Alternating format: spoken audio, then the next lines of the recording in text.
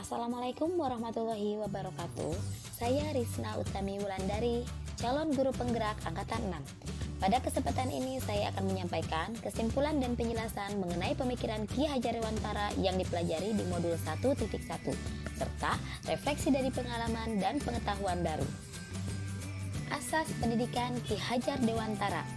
Pendidikan adalah memberi tuntunan terhadap segala kekuatan kodrat yang dimiliki anak agar ia mampu mencapai keselamatan dan kebahagiaan yang setinggi-tingginya baik sebagai manusia maupun sebagai anggota masyarakat. Pendidikan juga merupakan kunci utama menciptakan manusia Indonesia yang beradab. Pengajaran merupakan proses pendidikan dalam memberi ilmu untuk kecakapan hidup anak secara lahir maupun batin. Pendidikan dan pengajaran juga merupakan upaya memerdekakan manusia agar hidupnya bersandar pada kekuatan sendiri dan tidak bergantung kepada orang lain. Dasar-dasar pendidikan yang menuntun. Ki Hajar Dewantara mengibaratkan pendidik sebagai seorang petani dan anak sebagai biji tumbuhan, misalnya biji padi. Seorang petani hanya dapat menuntun tumbuhnya padi dengan cara memperbaiki kondisi tanah, memberi pupuk dan air, membasmi hama yang mengganggu, dan lain sebagainya.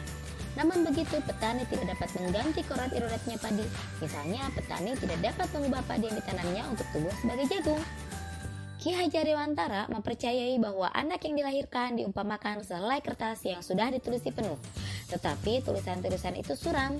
Peran pendidikan adalah menebalkan segala tulisan suram yang berisi hal-hal yang baik, serta membiarkan segala tulisan suram yang mengandung nilai-nilai kurang baik.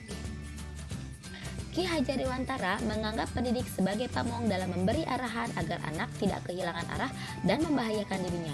Pendidik juga harus terbuka dengan perubahan zaman, namun harus tetap waspada agar nilai-nilai kultur lahir maupun batin tidak luntur. Ki Hajar Dewantara juga menganggap kekuatan sosiokultural bisa menjadi proses menebalkan kekuatan kodrat anak yang masih samar.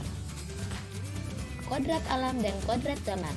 Kodrat alam berkaitan dengan sifat dan bentuk lingkungan di tempat anak berada, sedangkan kodrat zaman berkaitan dengan isi dan irama.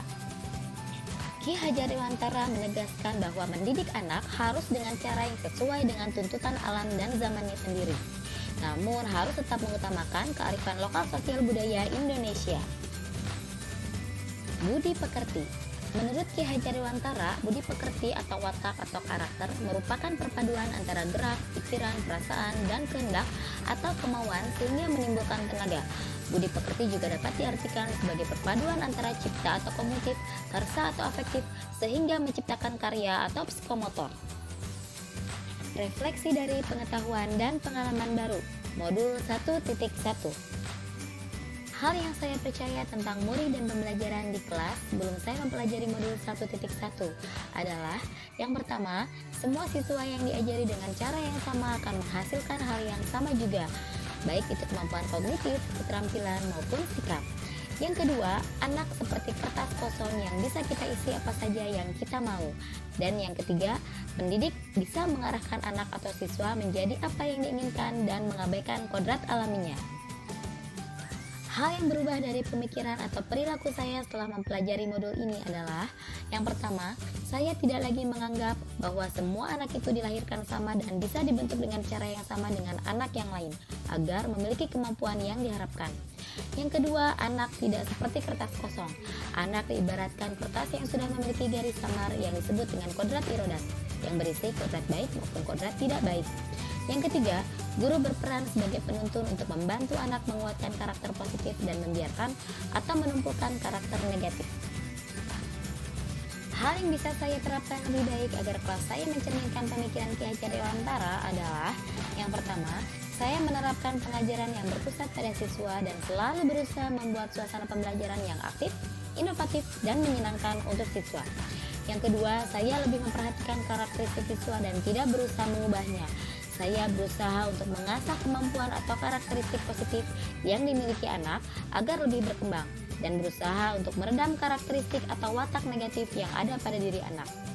Yang ketiga, dalam pembelajaran saya menggunakan aktivitas bermain seperti mempraktekkan permainan tradisional untuk menumbuhkan nilai-nilai budi pekerti dan tentunya membuat anak bahagia.